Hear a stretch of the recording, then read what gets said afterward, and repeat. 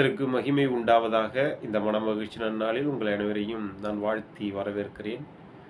இன்றைய நாளில் கர்த்தருடைய வார்த்தை என்ற தலைப்பில் தேவனுடைய வார்த்தை உங்களோடு பகிர்ந்து கொள்ள ஆசைப்படுகிறேன். அப்படியே நம்ம வேதத்திலிருந்து ஒரு வேத பகுதியை தியானிப்போம். மத்தேயு சுவிசேஷ புஸ்தகம் 11வது அதிகாரம் 28வது வசனம். வருத்தப்பட்டு பாரம் சுமக்கிறவர்களே, நீங்கள் எல்லாரும் என்னிடத்திலே வாருங்கள், நான் உங்களுக்கு இளைப்பாறுதலை தருவேன். வருத்தப்பட்டு பாரம் சுமக்கிறவர்களே, நீங்கள் எல்லாரும் என்னிடத்திலே வாருங்கள், நான் உங்களுக்கு இளைப்பாறுதலை தருவேன் என்று நம் ஆண்டவராகிய இயேசு கிறிஸ்து இந்த நன்னாளில் நம்மோடு கடந்து வந்து நம்மளை எல்லாம் தேற்றும்படியாக இந்த வார்த்தையை நமக்கு தருகிறார்.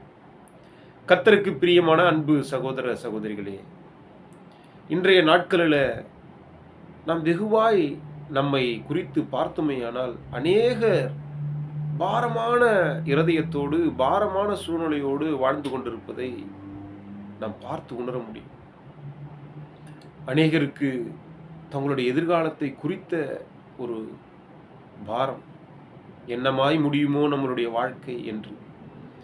அநேகருக்கு தங்களுடைய குடும்பத்தில் இருக்கிற சமாதான குலைச்சல், கணவன் மனைவிக்குள்ளாக இருக்கிற பிரிவினைகள், குடும்பத்தில் பிள்ளைகளுடைய எதிர்காலம் எப்படியாய் முடியுமோ, வயதிற்கு வந்த பிள்ளைகளை திருமணம் செய்து வைக்கணும், வயதான தனது மகன்கள் சீர்கெட்டு போகாதபடிக்கு அவர்களை நடத்தணும்னு சொல்லி தங்களுடைய குடும்பத்தை குறித்த பாரம், அநேகருக்கு சரீரத்தில் உண்டாயிருக்கிற வியாதியினால, பலவீனங்களினால, சோர்வுகளினால உண்டாயிருக்கிற பாரம், அநேகருக்கு வேலை செய்கிற இடத்துல தம் வேலைக்கு தக்கதான அவர்களுக்கு அங்கீகாரம் கிடைக்காததுனால, வேலையில் சரிவர நடத்தாததுனால வேலையை குறித்த பாரம், வெகுவாக அநேகருக்கு வாழ்க்கையில் இருக்கிற கடன்களை குறித்த பாரம்.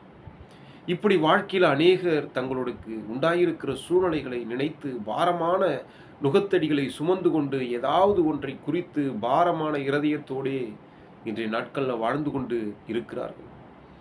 அது மாத்திரமல்ல, அநேகருக்கு இதுதான் நம்மளுக்கு கடவுள் கொடுத்திருக்கிற வாழ்க்கை, இதுதான் நம்மளுடைய தலைவிதி, இதுதான் நமக்கென்று நியமிக்கப்பட்டிருக்கிறது, இந்த பாரத்தை நம்ம சுமந்து தான் ஆகணும், இந்த கஷ்டத்தை நம்ம அனுபவித்து தான் ஆக வேண்டும் என்று அநேகர் தங்களுடைய வாழ்க்கையில் இருக்கிற அந்த பாரத்தையும் பாடுகளையும் சூழ்நிலைகளையும் ஏற்றுக்கொண்டு இதுதான் நம்மளுடைய நுகத்தடி, இதுதான் நம்மளுடைய வாழ்க்கை என்று ஓடிக்கொண்டிருக்கிற இன்றைய நாட்களில் நம் ஆண்டவராகிய இயேசு கிறிஸ்து நம்மோடு கடந்து வந்து, உங்களுடைய பாரங்களை எல்லாம் சுமப்பதற்காகத்தான் நான் இந்த உலகத்திற்கு வந்தேன், என்னையே நான் அர்ப்பணித்திருக்கிறேன், என்னுடைய ஜீவனையே உங்களுக்காக தந்திருக்கிறேன், என்னை நீங்கள் தெரிந்து கொண்டு என் சமூகத்தில் உங்களுடைய பாரத்தை எல்லாம் நீங்கள் இறக்கி வையுங்கள், அப்பொழுது நான் உங்களுக்கு இளைப்பாறுதலை தருவேன் என்று இந்த வார்த்தையை நமக்கு கடந்து வர செய்து நம்மளை பார்த்து சொல்லுகிறார்.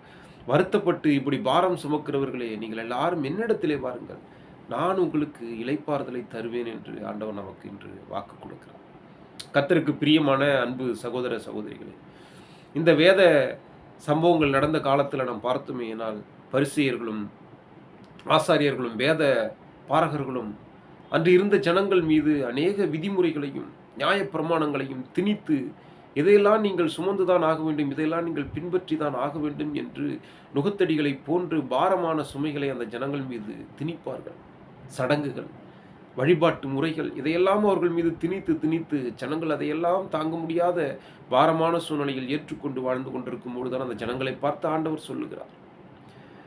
மத்தேயு 11:29-30 வசனங்களை வாசித்து பார்த்தோமேனால், நான் சாந்தமும் மனத்தாழ்மையுமாய் இருக்கிறேன், என் நுகத்தை உங்கள் மேல் ஏற்றுக்கொண்டு என்னிடத்தில் கற்றுக்கொள்ளுங்கள், அப்பொழுது உங்கள் ஆத்துமாவுக்கு இளைப்பாறுதல் கிடைக்கும், என் நுகம் மெதுவாயும் என் சுமை இலகுவாகவும் இருக்கும் என்று நம் ஆண்டவராகிய இயேசு கிறிஸ்து ஜனங்களை பார்த்து சொல்லுவார். அப்படியாப்பட்ட சூழ்நிலையில் இருக்கிற அநேகரை பார்த்து இன்றைய நாட்களில் நம் ஆண்டவருடைய வார்த்தை கடந்து வருகிறது. வருத்தப்பட்டு பாரம் சுமக்கிற நம்ம எல்லாரும் கர்த்தர் சமூகத்தில் நம் பாரத்தை எல்லாம் இறக்கி வைப்போம், அவருடைய நுகத்தை நாம் ஏற்றுக்கொள்வோம், அவரிடத்திலே கற்றுக்கொள்வோம், அவரை நாம் விசுவாசிப்போம், அவருடைய நுகம் மெதுவாகவும் லகுவாகவும் இருக்கும். நம்மளுடைய பாடுகளை எல்லாம், வருத்தங்களை எல்லாம், கஷ்டங்களை எல்லாம் நம் ஆண்டவராகிய இயேசு கிறிஸ்து ஏற்றுக்கொண்டு நமக்கு இளைப்பாறுதலை தருவேன் என்று இந்த நாளில் வாக்கு கொடுக்கிறார். இந்த வார்த்தையை நாம் விசுவாசிப்போம், இந்த வார்த்தையை நம்புவோம், கர்த்தர் கரத்திலிருந்து நம் இளைப்பாறுதலை பெற்றுக்கொள்வோம். இந்த நாள் ஒரு வெற்றியினாலாய் அமைய இயேசுவின் நாமத்தினால உங்களை நான் வாழ்த்துகிறேன். ஆமென். ஆமென்.